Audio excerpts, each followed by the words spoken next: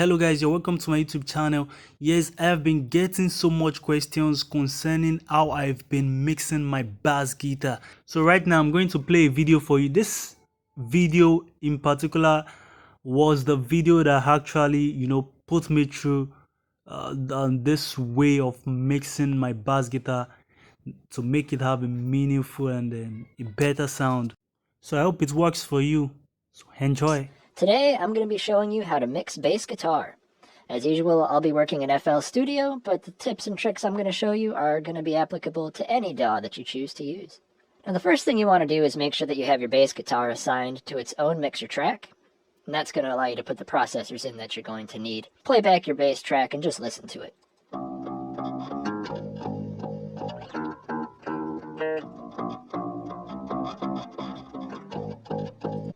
This bass track sounds a little bit weak, so the first thing we're going to do is use a compressor. I'm using the Black 76 compressor from IK Multimedia.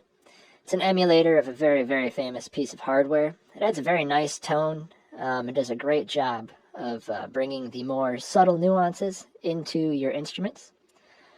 So I'm going to go ahead and turn that on. We've already set our input and output stage. We have a ratio of 20. Which can be a little bit steep for some instruments, but it really helps this bass cut through. We have a relatively fast attack and a relatively fast release. Let's see what this sounds like.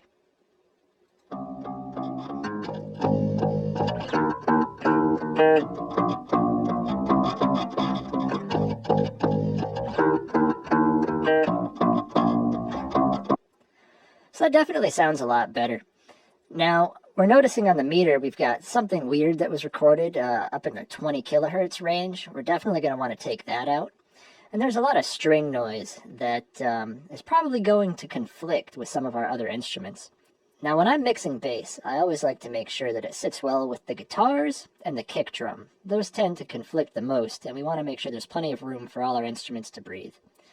So I'm going to take a second here and we're going to listen to our guitar track first, and we're going to see where most of the main frequencies are sitting. A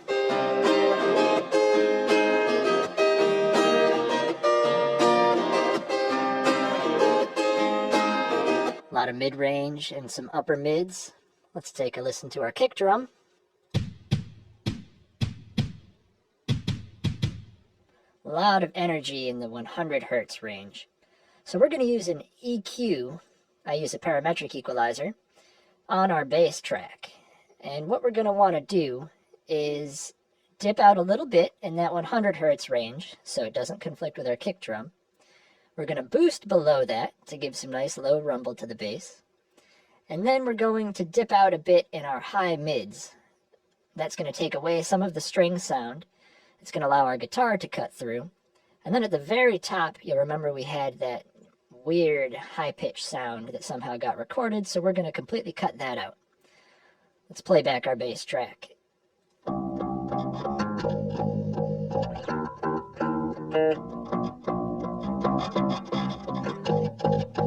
No EQ? Now let's add that EQ.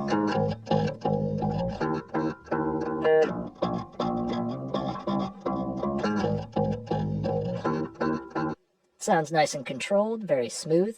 So let's add this guitar and this kick drum. And I'm going to turn off the EQ at one point so you can hear it. And then we're going to put it back on and you'll see how it makes some space for all the instruments.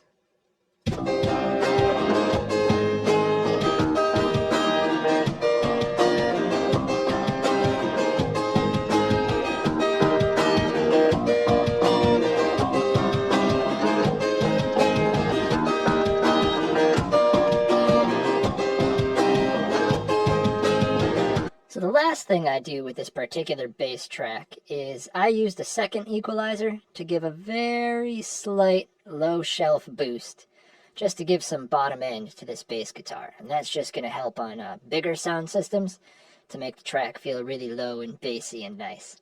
Now this particular song has one other part that we need to make sure the bass is sitting okay. Later on it actually adds some electric guitar. So we're going to skip ahead, leave our processing the same, and we're going to listen to it with those other guitars added. And we just want to make sure that everything is still clear and prominent, nothing gets in the way once there's a bit more noise.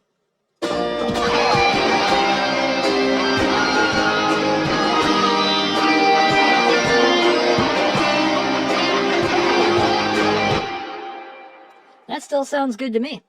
Let's go ahead and just hear this in our mix with all the other instruments. Make sure we can still hear our bass guitar.